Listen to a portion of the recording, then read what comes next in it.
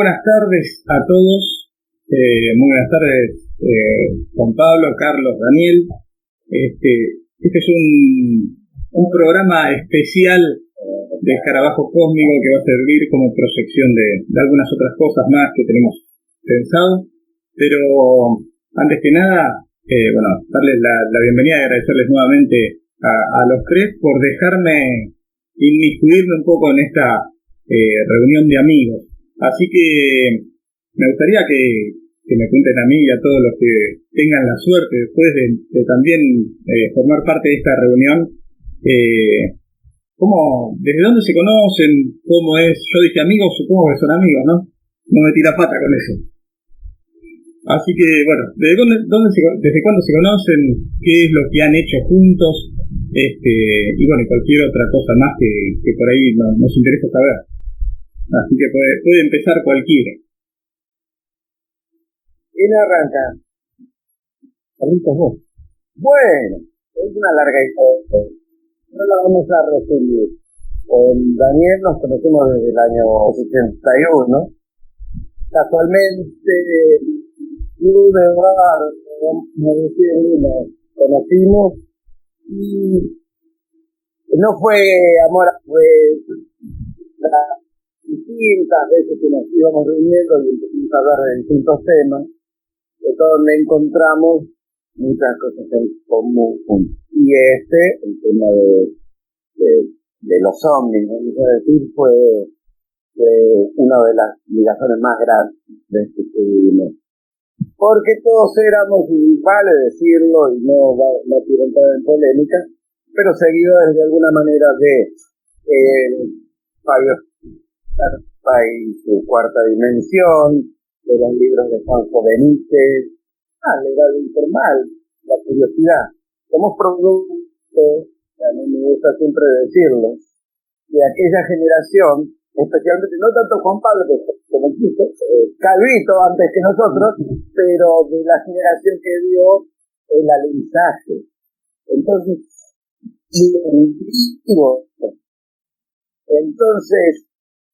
todo eso del espacio, viaja a las estrellas, la serie, Star Trek, como le llaman acá donde estoy viviendo, te hace tener estos gustos que con gente de mi generación, y a Daniel le pasará lo mismo, te hace muy común compartir esos temas. Bueno, a lo largo de los años lo fuimos llevando con Daniel.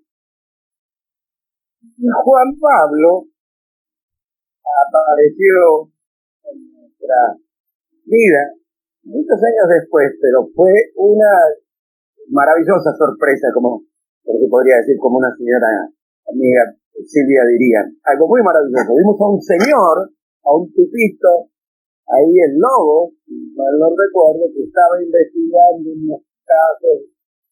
varios casos de huellas, y lo invitamos no solo a charlar con nosotros, sino lo invitamos a que se una a nuestra movilidad, el viejo 2, ese famoso vehículo, y lo llevábamos a donde quisiera. No tardamos 5 minutos en darnos cuenta que Juan Pablo, como investigador, era digno de respeto. Y es más, estaba bastante más adelante que nosotros. Nosotros, como quedó claro Juan Pablo lo mencionó, nosotros, además de investigar, éramos ideólogos, filósofos del fenómeno también, aunado a los datos que Juan Pablo nos dio esa precisión de, como lo menciona en el caso de Darío López, indudablemente que es un investigador de primerísimo.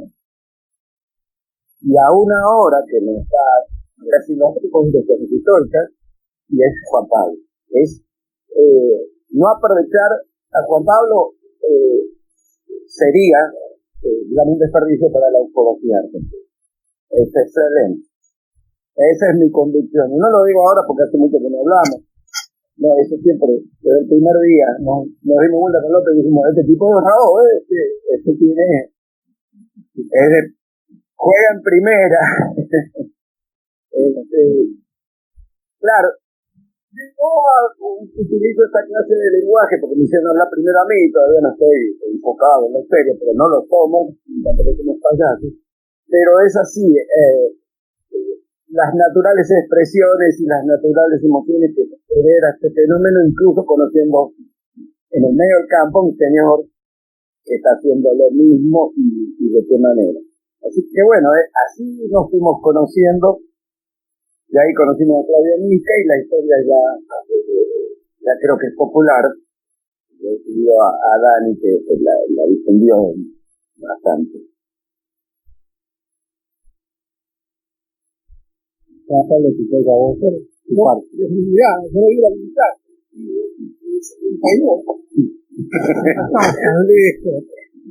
Pero bueno, el interés vino por otro lado.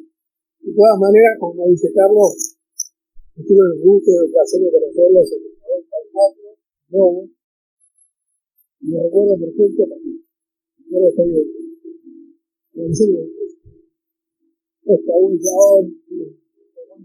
y dos sentimientos que al principio se que está destartalado, bajan el auto y esta solución. Aunque alguien le había comentado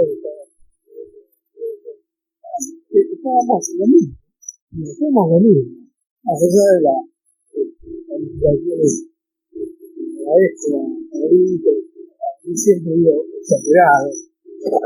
No, te honra la verdad. Tranquilo. La iniciativa, digamos, conocerlo, claro, gente interesada en el tema social,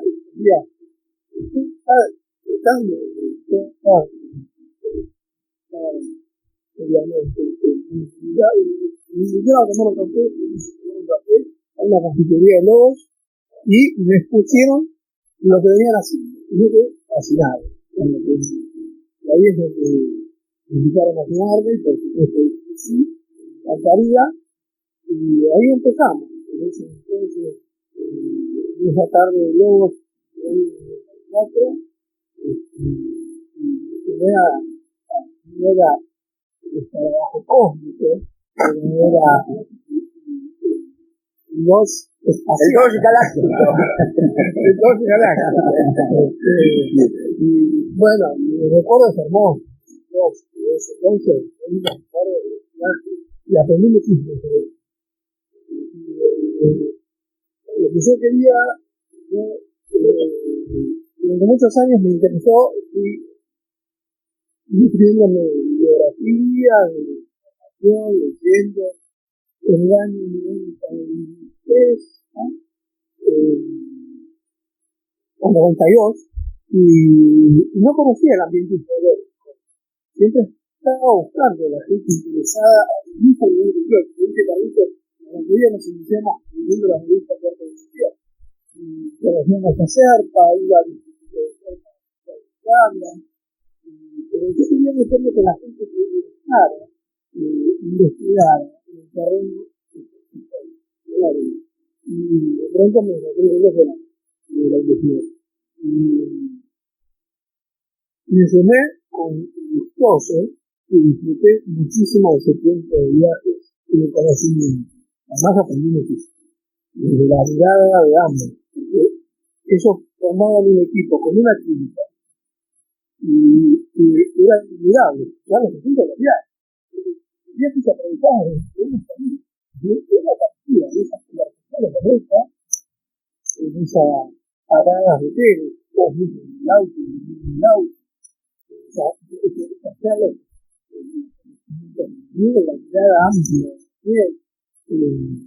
de ambos, y discutíamos, ¿no? Matemática yo, ese cargo de pronto era más del grupo del lado, y los funcionábamos los datos simples de un campo. Y tenía una más global, y entonces de alguna manera nos complementaban el detalle y lo amplio, y a la verdad no tener todos aprendimos juntos, ¿no? Crecimos juntos, aunque Mateo era más joven, cuando nosotros conocimos a Juan Pablo, me acuerdo lo hemos parado justo sobre la boca. Ahí, y nos miraba con cara extraña y trabajábamos el auto. Parecía un servicio secreto, pero no nos daba el auto.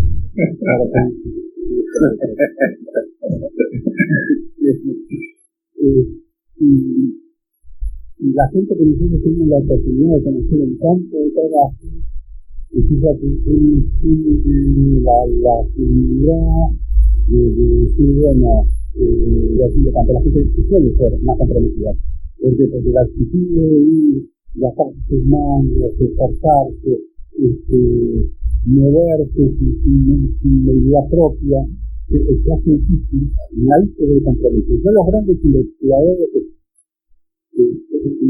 los conocí mientras investigaban, o en Victoria, en Roquetel, o ahí en Lobos, que lo conocí en Pablo, y otros campos. Así que esto es, para mí, es un núcleo de historia, ¿no? Y lo que cada uno compromete. Pero hay que decir una cosa acerca de eso, que estoy completamente de acuerdo, pero, por ejemplo, Claudio Misca, el querido Claudio Misca, era un enciclopédico. Él sabía todo. Los tres le consultábamos. También estaba Paco, que era el intuitivo, y también hacía esas preguntas aparentemente descolgadas. A veces, y yo estoy seguro, como estaba seguro en esa época, no se trataba solamente de gente que quisiera calentar poltronas, como se dice en España, como decía Juan Benítez, sino también de la oportunidad de que alguien tenga un vehículo y se arme la cosa, y así se armó. Por eso, a mí me gustó en otro programa donde andamos, Dani, también, que no me acuerdo ahora el nombre del muchacho, Juan Pablo dijo, se armó una cosa así, se juntaron un poquito de cada uno, porque no había jerarquía. Y eso era lo bueno. Nosotros no estábamos compitiendo ni entre nosotros ni con otros colegas. Pero el sentido de viajar, el sentido de investigar, el haber leído un montón de libros, el tener una visión amplia, como tiene Dani, se fue juntando con muchos otros, Javier Ferraro, un montón de muchachos que participaron de estas aventuras, que cada uno aportaba su granito de arena. A veces hace falta un dos galáctico que nos pueda subir a estas grandes aventuras, porque lo que quizás no sabe la gente, y se lo podemos ir contando, que anduvimos en lancha, a caballo, en avionetas, todo siguiendo el fenómeno, también haciendo, porque no un poco, no digo turismo, pero conocimos la Argentina, conocimos dónde estuvimos, conocimos parte de Uruguay, y era todo el mismo paquete. Vos cuando vas a investigar un fenómeno, el que fuere, no te podés desconectar del contexto sociológico o social de la región que visitas. Entonces, hablábamos le contábamos a la gente que podían todos ir diciendo, pero lo que muchos colegas que han hecho investigación de campo van a reconocer o van a saber entender, que uno va y le pregunta a una persona que vive en el interior de Argentina, así a boca de jarro, dígame, ¿usted vio algo? Eso no sirve. La forma de encarar un diálogo con la gente es preguntarle y dejarlo que hable. Ellos nos preguntaban a nosotros de Buenos Aires, cómo anda la cosa por acá, y cómo anda por allá, y a través de varias entrevistas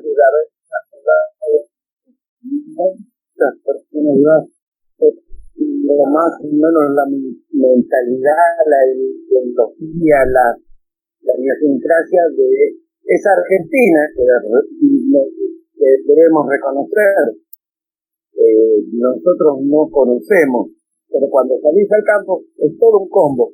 A mí me gustaba analizar dentro de la tierra, bueno, poner la tierra, pero lo más importante, y el ambiente me refiero no a la geografía, sino al ambiente sociológico. Me parece inevitable que la investigador de campo tenga que conocer primero la conducta y el pensamiento del hombre, la realidad humana, para después entender la realidad del fenómeno que aborda, ¿no?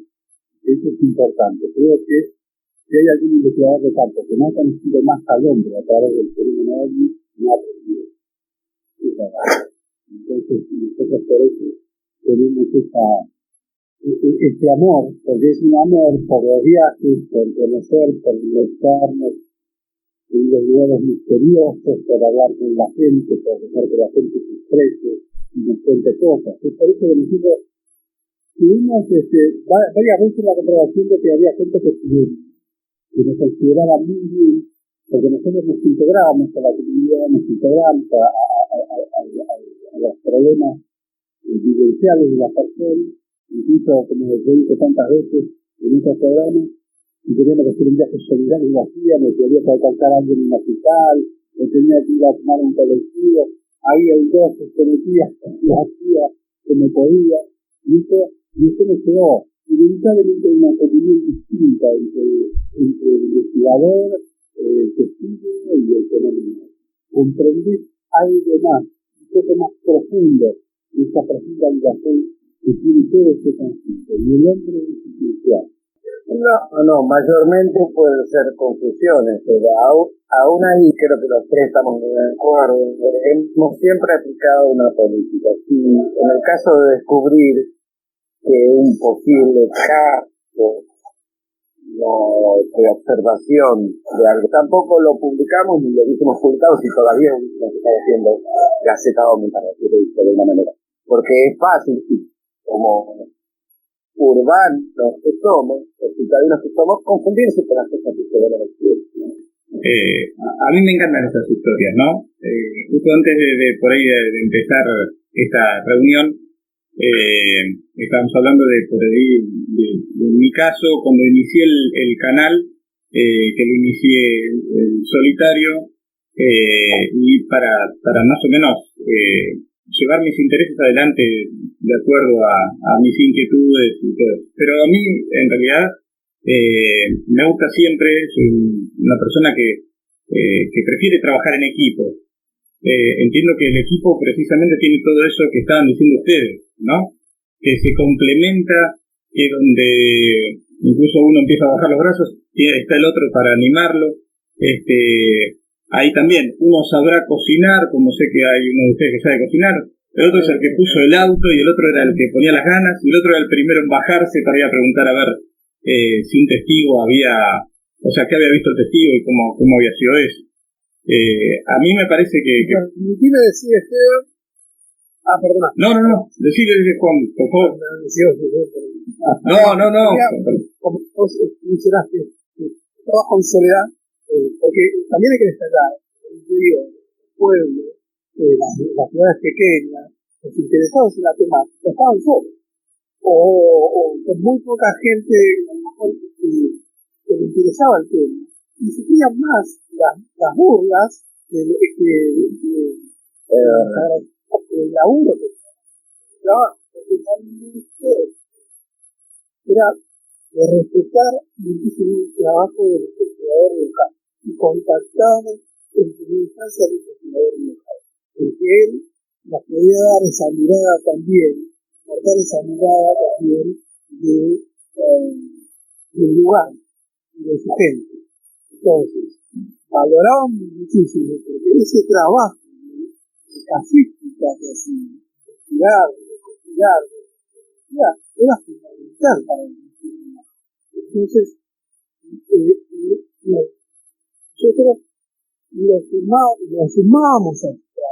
Era una comunión entre el investigador local y nosotros, era de visitantes, a recopilar una casística que con tanto esfuerzo respetaban mucho el esfuerzo que había puesto esa persona en recabar y buscar esa información y ofrecerla de la manera que la hacían, y nos invitaban y nos acompañaban, nos facilitaban, nos daban la posibilidad en muchas ocasiones de ir a hablar con esos testigos, que a lo mejor, siendo nosotros extraños, se hacía más difícil, ¿no? Quique Mario, por ejemplo, en La Pampa, no me acuerdo nunca, hablé de las siglas, ¿no? Exactamente el nombre del grupo de él, pero por ejemplo Quique Mario en Santa Rosa fue fundamental para muchos de los casos que Daniel anda escribiendo, como la de la señora en su corralito y la luz y todo eso.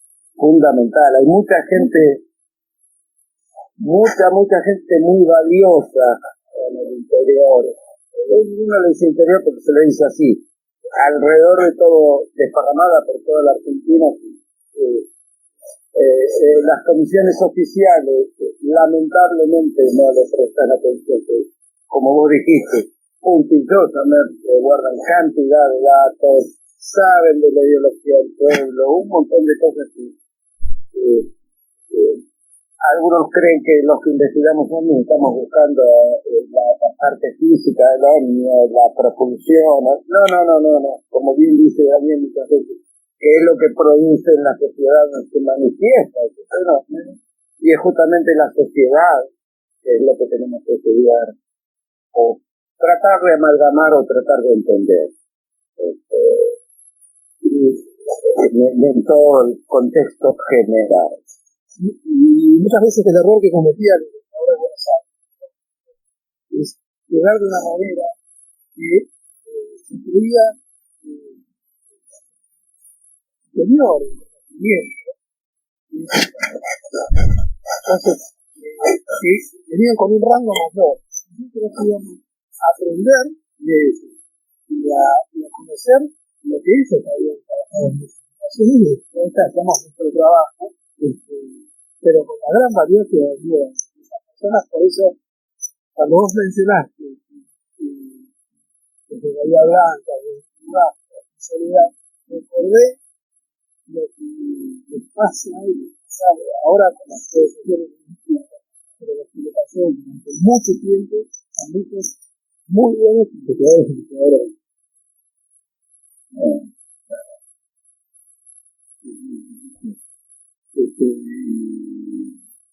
Sobre todo, nosotros teníamos un sistema, bien, había veces que teníamos un programa especial,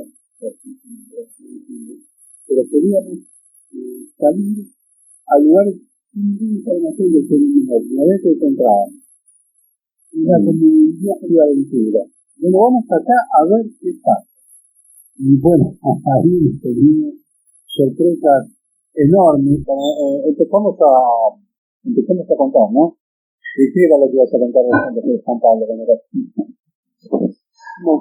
Bueno, la idea era dar a entender, por lo que los tres estuvimos hablando, que en el único momento que nosotros chapeábamos, y eso lo descubrimos porque uno de nuestros compañeritos quedó preso ahí en la ruta 5 entre Bragado y no me acuerdo bien el nombre del pueblito, y se acuerdan que tomamos como práctica sacar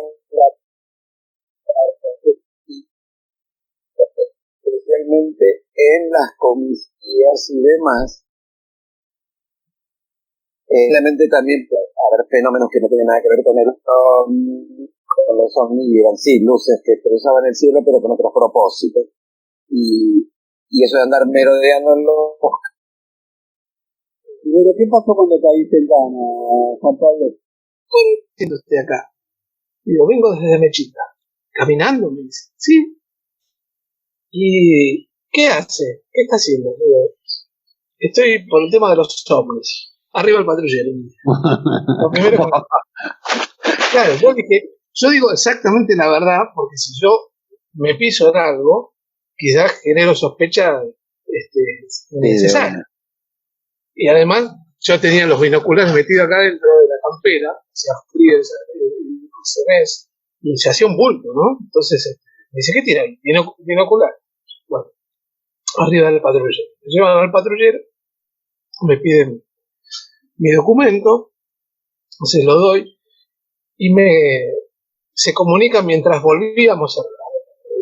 Subí, el auto arrancó, yo digo, estamos volviendo a la ciudad de Bragado.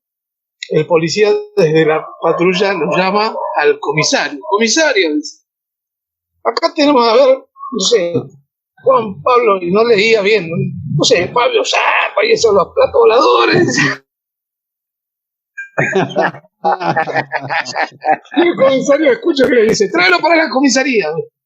Y bueno, fuimos, levantaron, no sé, alguien en una casilla, tiraron la puerta abajo, estaban haciendo como en ese momento se hacía a racio, ¿no? Racio, operativo.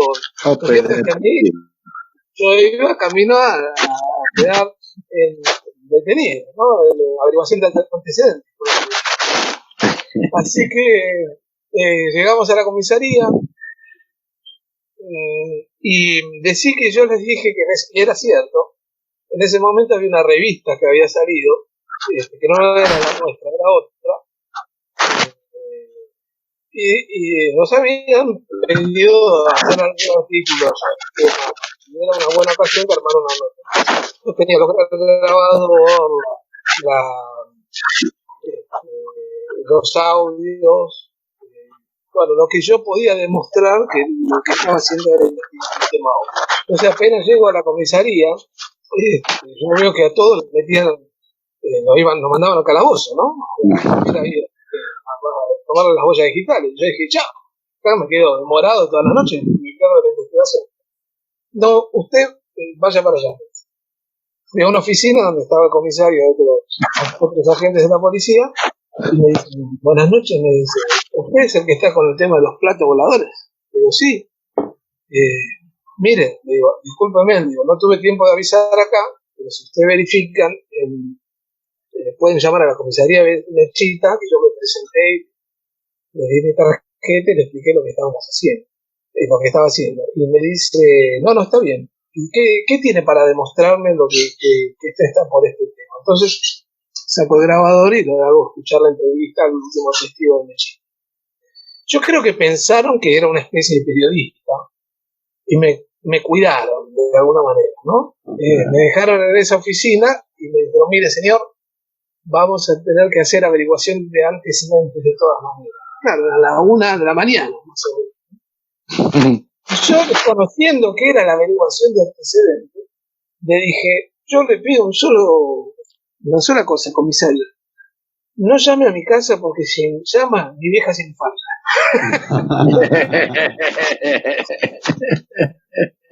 No. Averiguar antecedentes, llamar a La Plata. Bueno, está bien. Y me quedé con muchos ahí charlando porque se mostraban interesados los agentes de policía investigando y además me fueron dando datos de antiguos casos. Era otra cosa, aprovechar la ocasión para seguir buscando información. Y ese tipo de cosas sucedían en el viaje de investigación. Impresionante. Terminé saliendo como a las 3 de la mañana, me fui al hotel y al otro día nos fui a Comodoro. En un momento pasa un camión que es el que se ve que denuncia que nosotros estábamos yendo, porque el tema es que había un horario para subida y otro para bajada. Y nosotros en el horario de bajada estábamos subiendo sin saberlo.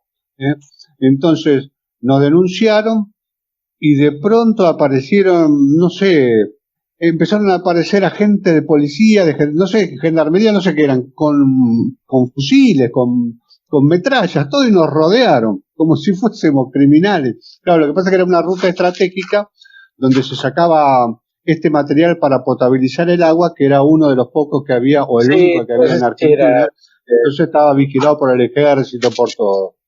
Y casi también nos meten presos. Así que tuvimos que ir a ver una jueza, lo mandamos a Carlito, que era el más lindo, y la jueza se enterneció.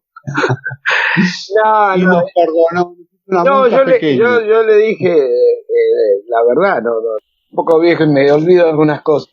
Porque hicimos un viaje desde Mar del Plata hasta Necochea, pero fuimos para el lado de Balcarce, nos metimos por algunos caminos rurales y ahí encontramos un señor de a caballo que estaba saliendo de un campo y con todo ese protocolo que les mencionábamos antes, de preguntarlo, buenas, ¿qué anda? Como él contaba que mucho tiempo atrás, se había despertado en el medio del campo, todavía ensillado en el caballo, los dos echados en el piso, después de haber visto para atrás más la descripción, del cual salían gentecita, a plena luz del día, que esto es interesante, y unos señores bajitos, o como unos niños bajitos y muy claritos, o como no me acuerdo bien cómo describía, pero a mí le gustaban, que tenían luz y qué sé yo, pero estamos hablando de plena luz del día. Segundos en ver y despertarse horas después, y no solo eso, lo que describe después, todo lo que le produjo en su cabecita, el haber visto eso, mencionaba no pesadillas, pero mencionó que algo, yo recuerdo, lo había choqueado de algún modo, pero no le arruinó la vida, dicho sea de paso, y que obviamente no se atrevía a contarlo mucho porque no quería que tomen burla de él. Nadie le iba a creer, pero es uno de esos ejemplos de tomar esas rutas, uno no sabe para dónde va, y encontrar al primer paisano y que te cuente una historia extraordinaria. Debemos tener anotado por ahí el nombre y todo. Lo que pasa es que a nosotros se nos acumulaban los trabajos. Hacíamos propuestas, hacíamos investigaciones.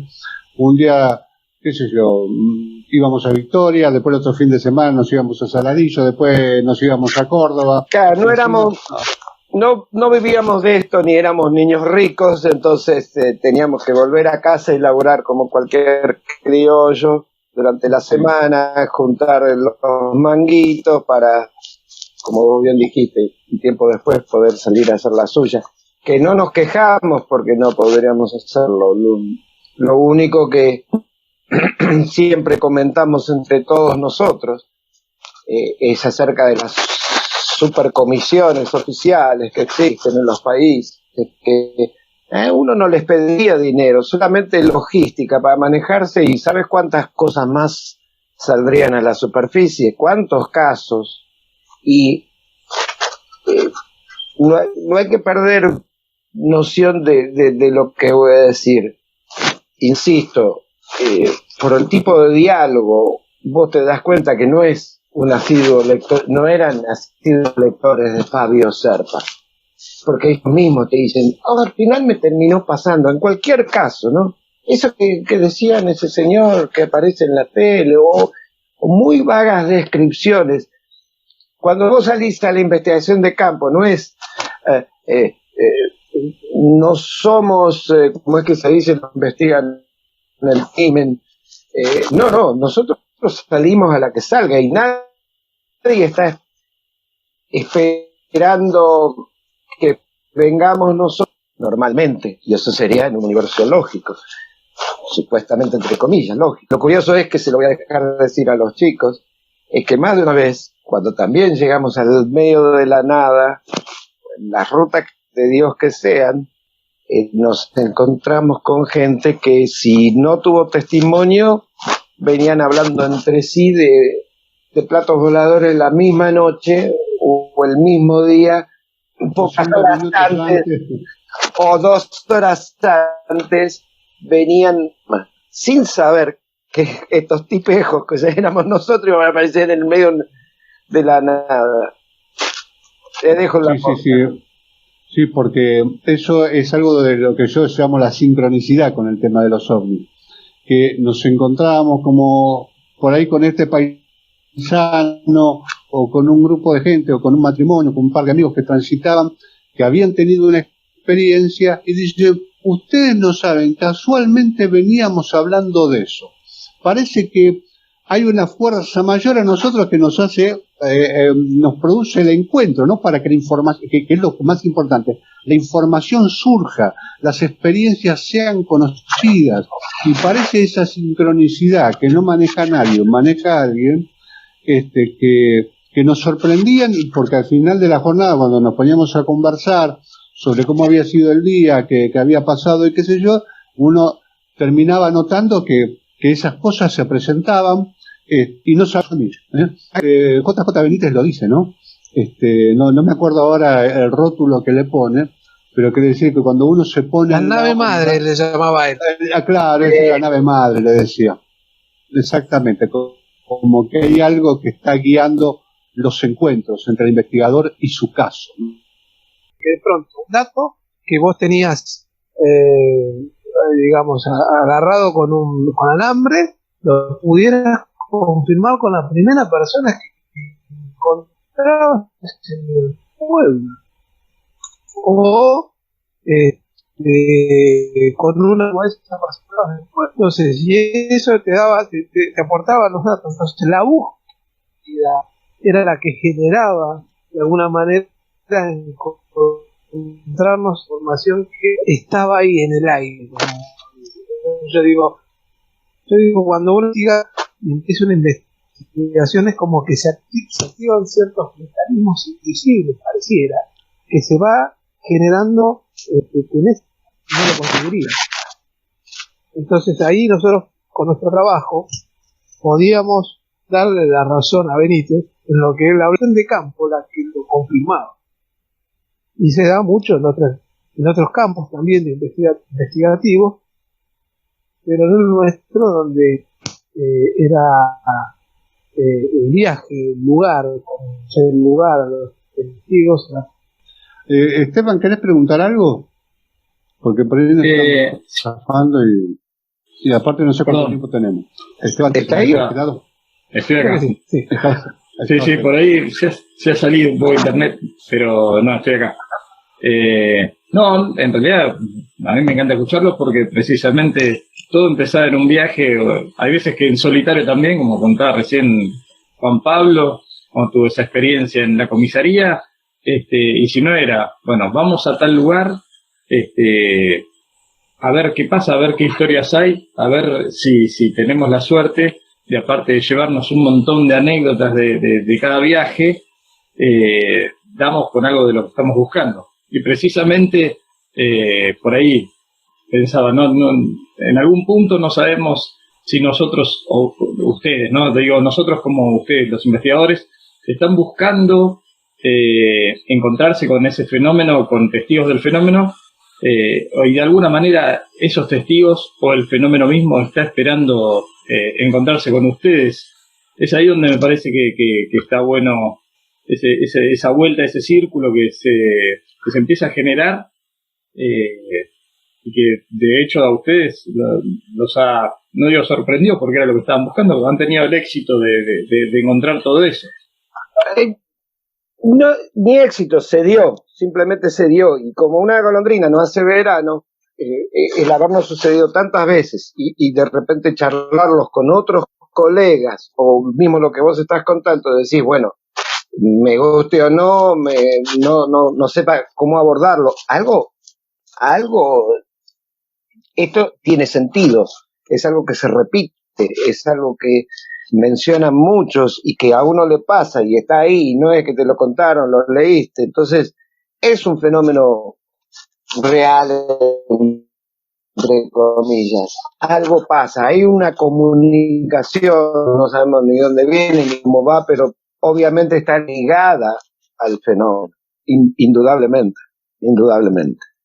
Con un compromiso mayor incluso que un hobby, porque uno dedica en buena parte más tiempo, de dinero, se sacrifica muchas cosas que a lo mejor en otros hobbies que yo no lo haces. Sí. Entonces es un hobby muy particular. Recuerdo, una vez Moria Kazan me invitó a mí y a mi señora a ir a un programa de ella porque querían hablar de un hobby de aquellas personas que se dedicaban a hobbies curiosos. Y cómo era, pero no le interesaba el tema ovni. Le interesaba saber cómo era la relación con mi señora, y las miradas de mi señora, casada con alguien que le interesaba investigar el tema ovni. Imagínate que iban a empezar a hablar de intimidades que bien pedo. Menos mal que no, pero te pagamos 500 pesos, creo que era. No me interesa, le digo. Menos mal que no me invitó a mí, porque no sabés lo que me hubiesen dicho. Son hobbies curiosos, pero muy interesantes.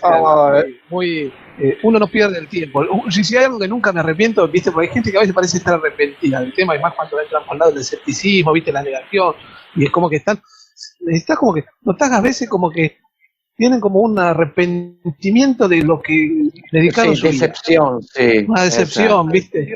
Y yo digo, no encontré hasta ahora las respuestas que buscaba, pero quizás no es mi tiempo para encontrarla, pero agradezco a la investigación OVNI porque uno ha conocido mucho y hay gente que ha seguido su carrera y se ha profesionalizado en temas gracias al interés que despertaba esta temática. Entonces, no es un tema menor y no es una pérdida de tiempo, nunca fue una pérdida de tiempo ni de dinero, fue una... Y si hay algo que ahora yo me siento fuera, de alguna manera, con un pie afuera o fuera de la actividad investigativa de la temática OVNI, es por la imposibilidad de viajar y porque son los testimonios de las personas que dicen haber observado estos fenómenos, haber tenido estas experiencias, la encontrábamos en los viajes, en el campo, la investigación de campo, la investigación de primera mano. Esa es la materia prima valiosa con la que trabajamos. Entonces, al no poder ir a buscar, en busca de esa información, de ese material, no veo que el aporte que uno pueda hacer desde lo investigativo sea justo, a lo mejor como lo veníamos haciendo. Nosotros teníamos, y acá sin falsos, sin ser soberbio, nosotros aportábamos en nuestras investigaciones casuística inédita, investigada de primera mano en el lugar de los hechos, que no era común. Y si algo se caracterizó Gaceta OVNI, fue aportar ese material. Y pareciera que el valor se le dio con los años, desde mucho tiempo después, porque en ese momento era una vorágine de muchos grupos y muchos investigadores que estábamos tras de información, de divulgar, de publicar. Pero hoy con la mirada en retrospectiva, descubrís, nosotros lo sabíamos, lo teníamos clarísimo, por eso lo aportábamos, y lo que nos quedó sin poder difundir, porque tenemos un material en archivo de nuestros viajes que no lo terminamos de divulgar, porque no se daban los tiempos, no teníamos los tiempos suficientes, porque hoy incluso hasta yo tengo la imposibilidad de que muchos de esos audios de cassette no lo puedo reproducir porque no tengo los mecanismos para hacerlo, pero ahí hay un material inédito tan valioso. Lo que pasa que durante mucho tiempo la premisa fue los casos del año, es decir, y divulgar la casuística de ese año. Y nos olvidábamos, no lo digo nosotros como grupo, como cuestión como colectivo, ufológico, sí. Como colectivo ufológico.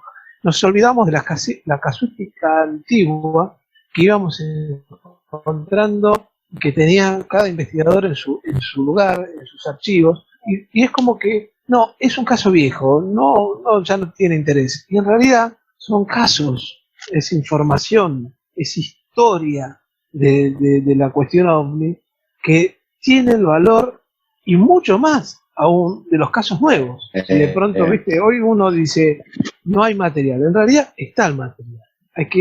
Hay que producirlo, rescatando estas historias que ya vienen desde hace antaño, ¿no? Entonces, si hay algo que se caracterizó el grupo nuestro fue aportar esos testimonios inéditos, y lo leís, además con los trabajos que se fueron sumando, ¿no? Carlos Vale, Patricio Parente, bueno, Paco Martínez, Oscar Uriondo, tuvimos el honor de que Oscar escriba también para Gaceta una columna especial y nos visite en la casa de Claudio, las reuniones en la casa de Claudio Misca, donde departíamos y hablábamos de la temática una vez por semana, nos encontrábamos, y hablábamos de los casos, y Claudio recordaba, como decía Carlitos, una enciclopedia, porque vos le preguntabas, o le dabas datos de un caso, y él buscaba en su memoria casos parecidos, ¿no? En la casuística comparada, que llamábamos en ese entonces, la tenía en su cabeza. Entonces, era un equipo de trabajo, y siempre, como también destacábamos, horizontal. Más allá, después de que fuéramos el director Claudio Misca, el subdirector Juan Pablo Gómez, eran roles que no existían. Sí. No, quizás en algún momento, eso era como para dar chapa, ¿no? Claro. Pero en realidad, la chapa la daba la investigación, el material que producías. Ahí está la chapa. Y no es la chapa de uno, no busca uno, sino de decir, bueno, el trabajo colectivo y en equipo que hacíamos. Eso era lo que siempre se destacaba. Sí, Es verdad. por eso los que ingresen en su momento a la página de Rato y de Gaceta OVNI en especial, es todo material obtenido a tracción de sangre, ¿no? Con esfuerzos, con mucha rigurosidad, si se quiere, intelectual, con compromiso, porque esa información la fuimos a buscar, la desenterramos de la tierra de alguna manera, la pusimos en valor, reivindicamos muchas veces a los testigos y bueno, se hizo un trabajo fenoménico, científico, humano, de grandes proporciones en la época que no teníamos nada para trabajar, como decían los chicos, no teníamos ni aparatos, ni sensores, ni nada, no porque no existieran, algunos directamente no existían, es cierto, pero comprar un instrumento para detectar alguna radiación siempre fue algo inalcanzable en nuestra época y creo que ahora también, ¿no? Pero bueno, todo fue atracción a sangre y lo que hay puesto es mucha honestidad intelectual y lo que van a leer está pensado, está analizado, está debatido, no pusimos información banal, no pusimos información en la que no creamos, en la que no estemos seguros que demuestra una gran porción de la verdad de un caso, en que no confiáramos en los testigos o que tuviera alguna falla de procedimiento. Todo lo que pusimos ahí fue palpado en el terreno de trabajo. Como yo a veces digo, cuando investigamos el caso de los cazadores en La Pampa, con todo el grupo, nos recorrimos casi 400 kilómetros en línea recta siguiendo el desarrollo del caso de la persecución del OVNI a los cazadores en La Pampa, y paramos en todos los lugares que había que parar, fuimos a la casa de los cazadores, hablamos con ellos, hablamos con los parientes, hablamos en las estaciones de Con la servicio, policía de hablamos Victorica y Telén. Sí, pero hicimos un trabajo logísticamente poco frecuente en la omniología. Hay que admitirlo para que la gente sepa a qué se va a enfrentar, porque ese era nuestro estilo. Pagábamos todo de los bolsillos, nadie nos bancaba, salvo alguna ayuda que, por ejemplo, nos dio el gobernador de La Pampa cuando a través de Quique Mario nos cedió esas 2 camionetas para recorrer el oeste pampeano, que se ha hecho también un trabajo muy, muy, muy importante. De todo eso está hecho Gaceta OVNI, del trabajo de un montón de gente. Nosotros, ahora a mí se me escapan algunos nombres por mi estado de trance de la vejez, pero además, Daniel, éramos un grupo de gente maravillosa. Pero además, Daniel, lo que tenemos y ha quedado un material inédito, a lo mejor en el tintero por publicar o por difundir. Sí, por supuesto. En muchos casos, en muchas ocasiones, nuestra mirada no era solamente, como decía Carlos desde lo ufológico, sino que a través del interés ufológico, la gente conozca de esos lugares, la cultura, su pasado, su historia, su actividad, de qué vive ese pueblo, qué desarrolla, es decir, en un contexto donde también sea educativo. Sí. Eso es lo que teníamos que quedó a medias de poder concretar, es decir, divulgar información no solamente desde lo ufológico, sino también desde lo cultural, histórico y social. Es verdad. A través del interés de la ufología, porque los últimos tiempos de nuestras investigaciones, y ahí entró también una mirada importante como la de Patricio Parente, que él se cursó antropología y se recibió con una tesis, digamos, al mejor nivel, un gran promedio, o una gran puntuación con recomendación de publicación, donde aborda la temática de los ovnis a través de las leyendas y de las luces, ¿no? En un pueblo como Barrio Blanco, en San Juan. Entonces, que se visitó y se relevó y se investigó. Y eso era lo que estábamos trabajando en los últimos años de Gaceta, que era divulgar también nuestra historia como desde lo folclórico, pero que había una casuística interesantísima, inédita, por descubrir dentro de lo que normalmente se calificaba como mito. Y ahí es verdad. Sí, es verdad, por eso recordaba a Victorica y Telén, porque nos dicen unos policías, nos cuentan el caso de, no me acuerdo si eran ellos, ya no me acuerdo bien, pero de que habían visto seres con ojos luminosos. Exacto. Sí, sí. Y era un universo por descubrir. Un universo por descubrir. Yo les recuerdo que para un congreso internacional que se hizo en La Pampa, que hizo Quique Mario, nosotros como grupo CEFU Hemisferio, ¿se acuerdan? Hicimos un video de la conexión entre los ovnis actuales y las tradiciones de La Pampa, del oeste pampeano, a través de la visión antropológica, de describir a los seres que se parecían, tanto se asociaban, como decíamos, en el mundo de Magonia, con los fenómenos actuales, la aparición de luces y demás, los ranqueles frente a los ovnis, que tenían una prueba de hombría, que era salir al campo a determinada edad y enfrentarse a la luz, y si la luz le daba permiso, ese chico se convertía en hombre. Bueno, hicimos ese trabajo en video que se presentó en el Congreso y fue pedido, después no sé qué pasó, esto lo voy a aclarar, ¿no? Después le fue pedido ese material a Quique Mario para pasarlo en las escuelas. Así que fíjense en La Pampa estoy hablando, ¿no?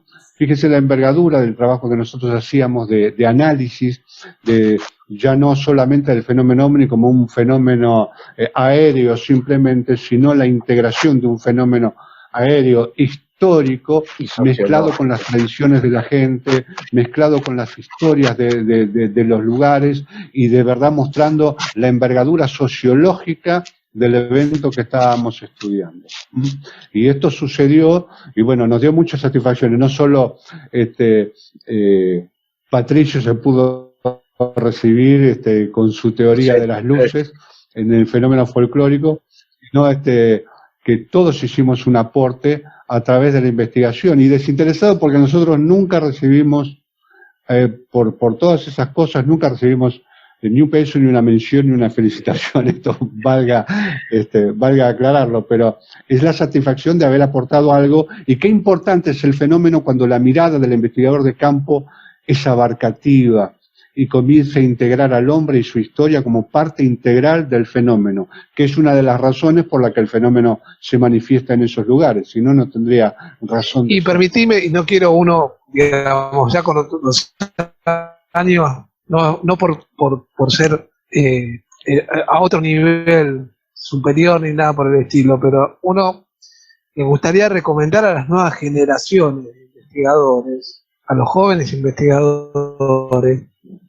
que fundamentalmente es dos cosas: que busquen en la historia de la ufología argentina, que hay mucho material, hay mucha información, mucho conocimiento que se fue generando con el trabajo de pioneros y de gente como nosotros, es que no somos profesionales, pero que somos con siempre recuerdo un artículo de un diario que nos calificó como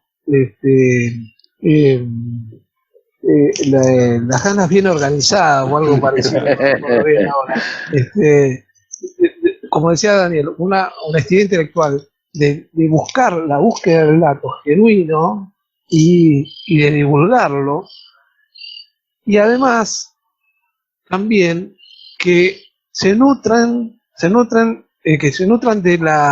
del universo de información que nuestro folclore, nuestros mitos, leyendas hay, de pronto que hay un universo por descubrir, y que nos no nos pasemos el tiempo entreteniéndonos de esa ufología conspirativa que nos llega y nos hace hablar de naves caídas, de pactos de grises o de reptilianos con distintos gobiernos, y todo otro tipo de folclore que se fue generando, que nunca en nuestras investigaciones pudimos comprobar. Es verdad. Es decir, esta mirada de una ufología que es la que normalmente llega y mucho a la gente, a través de series, de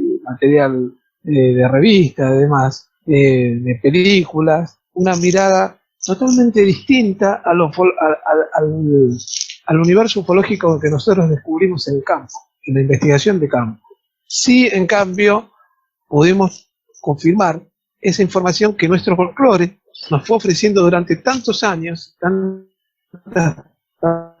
tanto tiempo, con otras interpretaciones, por supuesto, pero un universo como le sucedió en su momento a Vallée, que fue uno de los que inició esto de la búsqueda de información en un universo que no se había investigado, que era el de la mifología. Yep.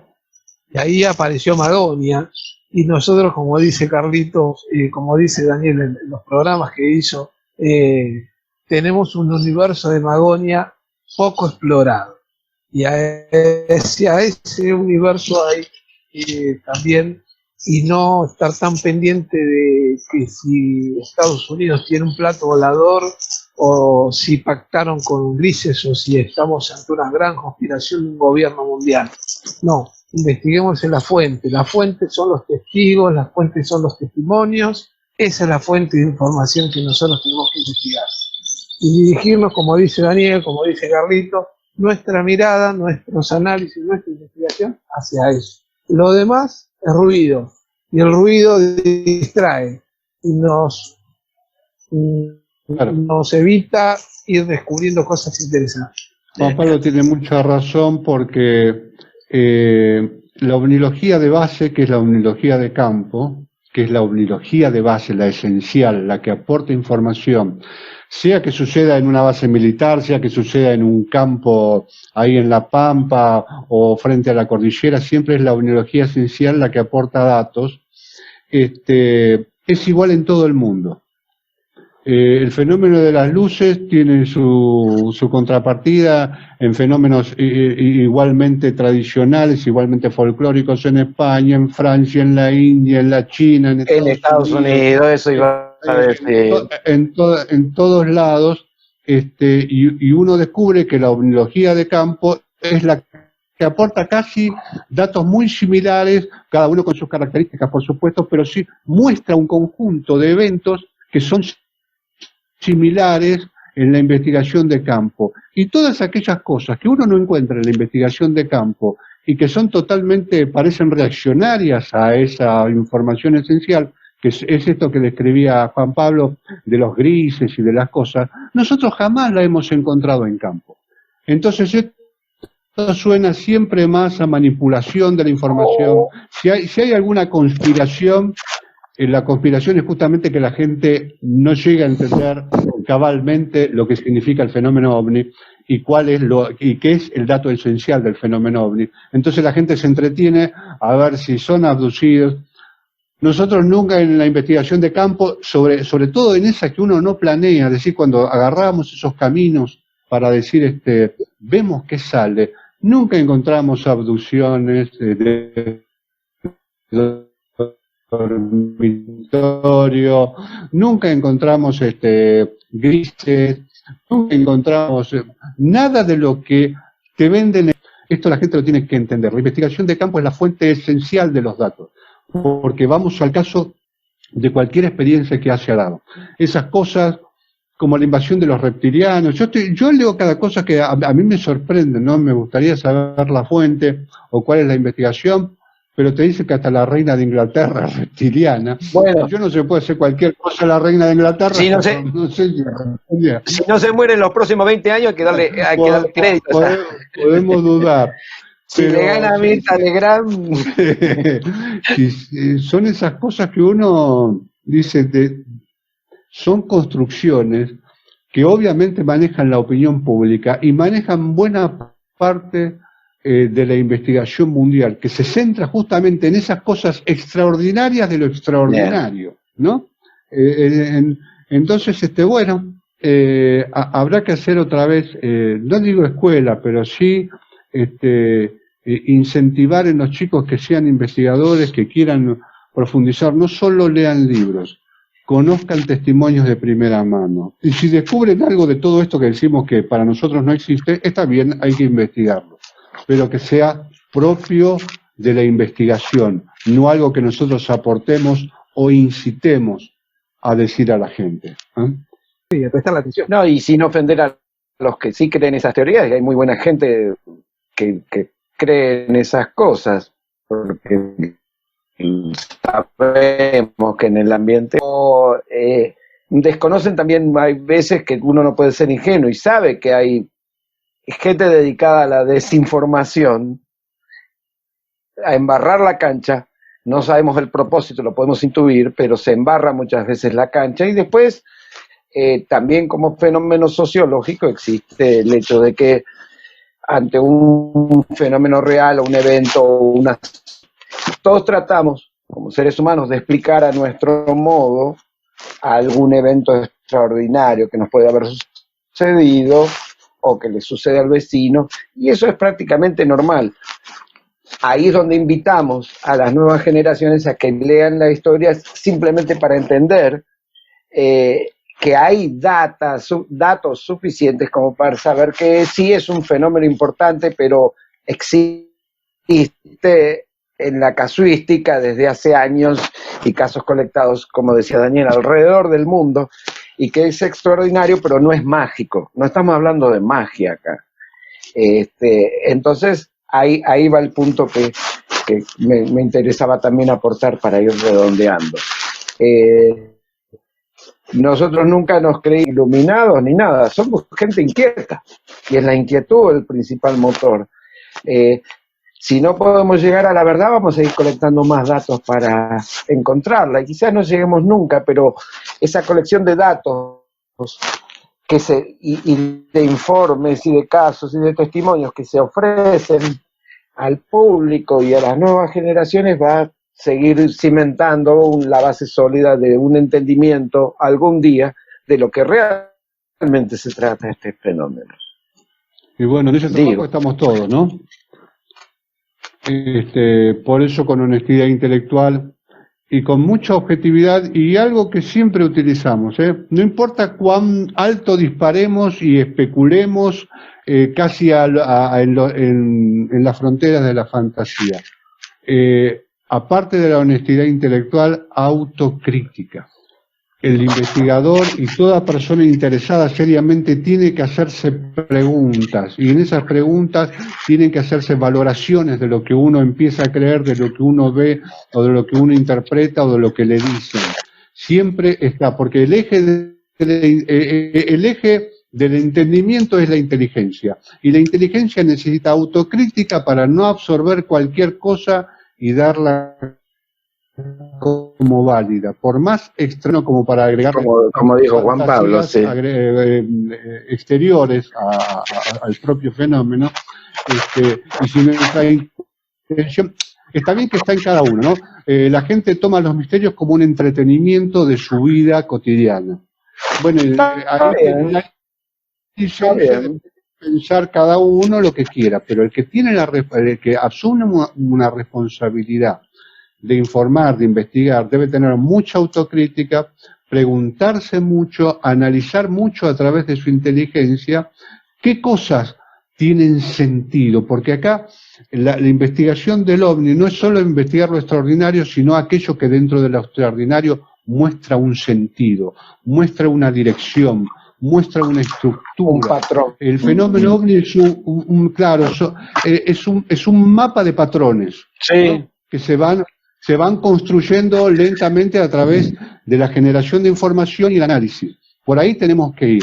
No aceptar cualquier cosa o cualquier cosa asociada asociarla a los ovnis, porque yo puedo creer en la existencia de fantasmas, puedo creer en la existencia del miquilo, lo que quieran, pero ojo, cuando asociamos algo a los ovnis tiene que estar verdaderamente asociado, no porque a mí me parece, no porque a mí me gusta, sino porque la evidencia me da un sentido y me da una dirección de para dónde va la información. Es acordar cuando visitamos Talampaya, Sí. a la que descubrimos en el aeropuerto de Ezeiza, porque si no, no teníamos ni idea, ni estaba promocionada el cañón del Talampaya, muy cerca del Valle de la Luna, pero en este caso en La Rioja, donde el mismo guía de la excursión nos dice: voy a mostrar los... Sí. Oh. Sí, claro. Y que los marcianitos eran, sí, que es unos dibujos en piedra, unos petroglifos, donde se muestra que se han hecho todo tipo de especulaciones, pero vos ves si son astronautas volando. Claro. Entonces, y son los únicos que hay dibujados en todo el Talampaya, que tiene miles de petroglifos de distintas épocas, de distintas culturas, y los únicos marcianitos que están volando, que te lo dice el propio dibujo porque muestran las águilas acá abajo y las águilas acá arriba y los supuestos marcianos moviéndose en el aire, son cosas que se discuten, pero que uno las tiene que ver y eso causa impacto en la conciencia, chicos. Por eso es tan lindo. Esto es una aventura del conocimiento. Lamentablemente en nuestro país cada vez tiene menos posibilidades de desarrollar una investigación de campo por los costos de todo.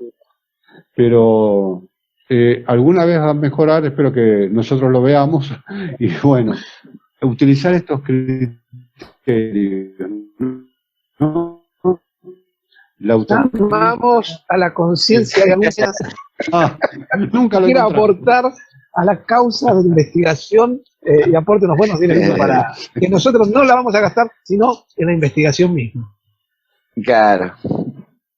Mira, estaba viendo la otra vez este famoso Elizondo que tiene el programa, ¿cómo se llama? No identificado, creo que se llama. No sé, Miguel Elizondo me hace acordar al árbitro de fútbol. Bueno. Estábamos expectantes por ver, porque había ido a investigar Cutralcó. Ustedes ya conocen el caso Cutralcó, como lo hemos investigado y todo lo que hemos descubierto. Y dijimos, bueno, vamos a ver qué muestra Elizondo del caso. Alguna ilustración, alguna interpretación que haya hecho que nosotros no hayamos visto, algún testimonio. Que se nos perdió. Lo único que fue a un testigo durante una misa evangelista y diciendo palabras que prácticamente no le entendí. Y yo digo, pero este hombre vino de Estados Unidos, fue con camionetas allá, helicópteros a Neuquén, se movilizó de manera tremenda y del caso no mostró nada. No pero sabía. absolutamente No sabía. Sí, yo lo he visto, lo vimos en directo cuando se emitió en Estados Unidos y no mostró nada. Y vos decís, con toda esa guita que están despilfarrando, y nosotros tenemos que pagar fortunas para ir en micro, así que imagínate. Y esta gente se mueve con camionetas, con toda una parafernalia de aparatos y demás, y de información de Cutralcó, que es un caso extraordinario. ¿Verdad? De verdad es un caso extraordinario. No mostraron nada. Prácticamente sentía indignación por la desigualdad. ¿Cómo es posible que voy yo y me tengo que romper todo para investigar? Y viene con todas las aparatologías, bajan en qué sé yo, Y a veces- Hércules, no sé qué hacen. A veces lo y ves también, investigan. Dani, lo ves en los documentales que presentan algunos canales de cable con origen estadounidense que vienen a hacer investigaciones, la huella de los nazis, la huella o las vinculaciones con distintas hipótesis, Sí. a veces era descabellada, con un bagaje o una infraestructura que Una nosotros, el logística, investigador, nunca lo tuvo. De todas maneras, el aporte fenoménico, el aporte de la historia, en la historia de la ufología, lo hizo la investigación de campo de gente incluso no profesionalizada, y digamos, como nosotros entusiastas, podríamos llamar, ¿no? Porque como decía Daniel, investigadores a veces la etiqueta pareciera nos quedaría grande, porque el investigador se maneja en otro contexto, quizás, que nosotros no lo tenemos. Y el aporte también la hizo aquellas universidades que le pusieron una mirada de genuino interés y no un prejuicio, no prejuiciosa, como ha sucedido también en la historia de nuestro país, donde la mirada prejuiciosa de ciertas establishment científico-académico sobre esta temática la ha dejado al margen. Entonces, en otros países eso no ha sucedido y hay claros ejemplos del aporte de información y de trabajo serio que han hecho con presupuestos mínimos, además, no con estos presupuestos millonarios que se manejan otras instituciones que no han aportado absolutamente nada más que confusión. Viste que ahí por la zona de la Ventaña hay un cerro, no me acuerdo cómo se llama, donde se ve cosas, donde últimamente dicen que se ven cosas, y ahí por ahí dijo Ligeli, yo no dije, que tiene la casa del suegro con pileta y todo, y con parrilla para hacer vigilia prácticamente desde el fondo de la casa, no sé. Sí. Una cosa por el estilo. Así que ya le tomamos, todo lo demás le tomaron la palabra. ¿Te imaginas que acá son lo lindo que la comarca ya serrana, tierra. Sí. Sierra de la Ventaña. Claro. Hermoso lugar, me encantaría vivir por eso. Bueno, él tiene lugar para ir y dijo que vamos a hacer una vigilia, nos tendríamos que tomar un fin de semana. Tendríamos que llegar al mediodía, estar a la noche en la vigilia. Y al otro día, a una hora prudente, nos volvemos. Como que no sea como en Victoria, que nosotros, me acuerdo cuando fui al Congreso de Victoria, hacía mucho frío esas noches, ya estamos grandes. Y algunos iban a hacer vigilias al cerro La Matanza, ¿no? Y creo que no me acuerdo quién estábamos, Néstor Berlanda, y desistimos de ir al cerro La Matanza. A mí me hubiera gustado, pero no tenía movilidad. Y volvíamos en el auto y le digo, bueno, vayamos entonces a hacer, como decíamos a veces Dani y Joda, vigilia de visitantes de dormitorio, ¿no? Para pasar hasta acá y cerrando los ojos tapaditos en la cama. Aparte los fríos por ahí. Era nuestra vigilia, visitante de dormitorio, además con Néstor Berlanda, que investiga el tema de este tipo de casos, de la práctica. Bueno, después me arrepentí, después salí del hotel y eran las 1:00 de la mañana y quería ir al Cerro La Matanza a ver si me encontraba con alguien, pero no estaba muerto Victoria a la 1:00 de la mañana, creo que era un sábado a la madrugada. Nada. Y bueno, caminé hasta la Costanera, di toda una ronda y me volví al hotel. Hotel. ¿Sabés cómo se llamaba la habitación? Porque cada habitación tenía un nombre referente al lugar, a Victoria. Y la habitación que me tocó a mí, el único investigador que estaba ahí en el hotel, o sea, con muchas habitaciones disponibles, Padre Spiazzi. Ah, mira vos. Sí, Padre Spiazzi porque... La imagen del libro... Claro, era... País de los Chacás. Un escritor costumbrista y que tiene relatos de ovnis o de luces extrañas y se lo toma como un referente, ¿no? Claro, era un cura antiguo de ahí de Victoria, que recopilaba las historias de los paisanos y de los isleños, y entre esas historias él publicó en un libro que se llamó El País de los Chajás los testimonios de isleños que hablaban de luz, ¿no? Del encuentro con luces, desde una mirada, por supuesto, desde fortiana, ¿no? Tenía, podríamos decir, fortiana, porque no estaba en boga la cuestión ovni de ese entonces, estamos hablando del principio del siglo XX, me parece, ¿no? Fines del siglo XIX, del siglo XIX, no sé. Pero bueno, de la casualidad, cuando voy a la habitación, el cartelito al lado de mi habitación decía Padre Spiazzi y la imagen del libro, de la tapa del libro El País de los Chajás. Lo que me gustaría que expresen es que ahora, cuando se levante la cuarentena, me digan a ver algún lugar, algún punto en común para encontrarnos y yo acompañarlos a hacer las investigaciones. Eso es lo que más me gustaría que expresasen, decía. Pero, no, ahora digan ustedes lo que quieran. Pero, escuchame, Esteban, has hecho la invitación vos, ahí Sí. donde está la parrilla. Después Por recorremos todo alrededor. 5 cuadras, 10 cuadras. Vos hacés el asado y nosotros vamos a buscar testimonio. Me parece justo. Me parece justo. No, a mí me quedaron Nosotros vamos por el chori y por la coca. El asado y la coca. Bueno, no, para eso sí, eso, hasta ahí, cómo no, arreglamos.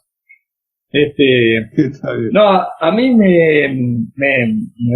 por supuesto que me encantó porque la verdad que yo traté de por lo menos imaginarme estar en esos relatos que ustedes comentaban recién. Me pareció también muy bueno lo que decían todos, pero por ahí lo que vos señalaste, Juan Pablo en particular, de los casos viejos, que es verdad, ¿viste? Nosotros vivimos como en unos tiempos donde necesitamos no el caso de hoy, sino el de mañana, ¿viste? El de pasado mañana y el que está todavía fresquito. Y por ahí, precisamente por no mirar bien los casos viejos o por no cambiar la óptica, nos perdemos seguramente de un montón de cuestiones que nos pueden hacer crecer y precisamente dar un pasito más en esta búsqueda. Así como también Gaceta OVNI, creo que de alguna manera por ahí podríamos hacer un esfuerzo, por lo menos yo ofrecerme a hacer lo mejor que pueda para rescatar a Gaceta OVNI para que seguramente aquellas viejas publicaciones están hoy seguramente más que vigentes y también habrá que conseguir alguna casetera para precisamente, Juan Pablo, si tenés todavía esos casetas a manos, pasarla, digitalizar los audios y volver a hacerlos llegar. Seguramente hay muchas personas que el día de mañana van a estar esperando encontrarse con todas esas investigaciones, con todos esos trabajos que han ido recompilando, los propios, los ajenos. Así que a mí me parece muy interesante. Eso también, mientras los escuchaba, estaba imaginándome que por más que por ahí están como en algunos casos, en algún momento de pausa, en cuanto a la investigación, me parece que ustedes, los que han sido investigadores, no dejan de ser investigadores nunca y no dejan de investigar nunca. Quizás no en el campo como sí les gustó y lo hicieron muy bien durante todos esos años, pero desde otro lugar seguramente que sí. Así que la verdad que es entiendo, también muy motivador para todos aquellos que de alguna u otra manera se interesan por el fenómeno. No se contentan solamente con leer un libro, sino que te das cuenta que te hace falta precisamente ese andar, ese ir en búsqueda de un testimonio, con todo eso que lleva. Te vas a llevar seguramente unos buenos recuerdos, una aventura, y te va a ayudar mucho a crecer, entiendo yo, a nivel humano, como ustedes decían, a conocer precisamente a uno mismo como ser humano, a conocer nuestra cultura también y empezar a ampliar mucho más la óptica que uno puede llegar a tener de lo que es el fenómeno OVNI en sí. Mira, Esteban, yo voy a recordar una frase que a Daniel López le gustaba decir, que se referían los indoamericanos a haber entendido a través de mirar las carabelas que se acercaron a las costas de América, lo que traían consigo los españoles, en este caso. Es decir, es el objeto, la cosa material, la intención de ese fenómeno. En búsqueda de eso, lo nuevo, lo viejo y lo que vendrá conviven. Algo viene a nuestras orillas. Vamos a tratar de la mejor manera y lo más honestamente posible de ver de qué se trata. Y para los que les gusta hacer historia del fenómeno, tienen material. Yo casualmente ahora estoy viendo algo para si el año que viene me pueden visitar López y Tato. acá mismo a 2 horas de viaje en Nueva York hay una pequeña Victoria, una Capilla del Monte, Pine Bush, un lugar donde actualmente se hacen también conferencias ovnis, que este año no las pudieron sobre el tema, pero que en una tan enorme que se hizo famoso en la casuística norteamericana. De eso se trata, de seguir andando el camino. Sí, sobre todo interesa porque creo que a través del dato histórico el fenómeno ovni se reafirma a sí mismo. Sigue mostrando lo que es a través de las épocas. Sigue mostrando una misma identidad con sus colores, puede proyectarnos hacia el futuro, porque esa identidad es palpable, nos da pistas, nos hace pensar. Cuando a esa identidad le agregamos cosas que no le corresponden, ahí deformamos todo. Entonces la tarea del investigador es justamente sostener la información histórica como parte de la identidad del fenómeno, entender sus variantes, entender por qué, si hay variantes ocurren, y tratar de definir lo que yo siempre digo. Lo que es más importante del fenómeno no es de que está constituido, o sus energías, o sus materiales, sino quién lo maneja, quién lo tripula, quién lo gobierna, o qué. Exactamente. Y ese es el gran desafío. Así que estamos en eso. Y a través de lo que lean en Gaceta OVNI y en toda la página, van a ir descubriendo que hay pistas que pueden tomar para elegir sus caminos en la investigación. Así que esperemos que la gente lo sepa aprovechar y fundamentalmente saber que nosotros no somos gente con mucha experiencia. Hemos tenido muchas experiencias, pero seguimos siendo los que aprendemos todos los días, no sabemos mucho más que nadie, por el contrario, siempre invitamos a participar desde la paridad. Yo ya he visto muchos que cobraban para enseñar y no enseñaban nada, ni siquiera. Bueno. Vamos a la par, sí, porque hay que valorar la actitud. Sí, es cierto. No todo tiene precio. Hay cosas que tienen valor, no precio. Y es el esfuerzo de la gente que trata de develar este enorme y maravilloso misterio. Así que por lo menos que vean eso como un gran verdad que hemos dejado. Y que algún día tengamos plata para comprar caseteras y poder hacer un buen video. Sí. Porque nuestro problema, el libro que está inédito, Daniel, material para 2 libros ahí seguro. Uno lo tenemos listo. Y acá tengo una doble casetera, vos, en cualquier momento.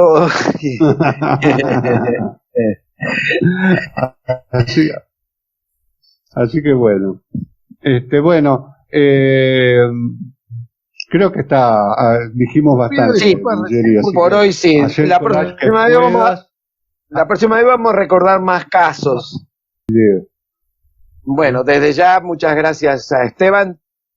Esto ha sido un placer encontrarme con Juan Pablo. Con Dani nos vemos más seguido, pero ha sido un placer y un placer también tenerte a vos ¿cómo se dice en inglés? De hostage, del que me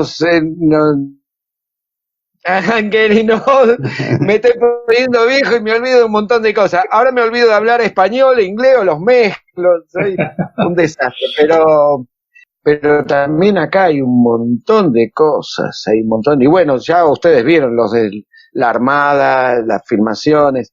El tema parece siempre que está alejado de la realidad, pero siempre hay algo que lo hace volver.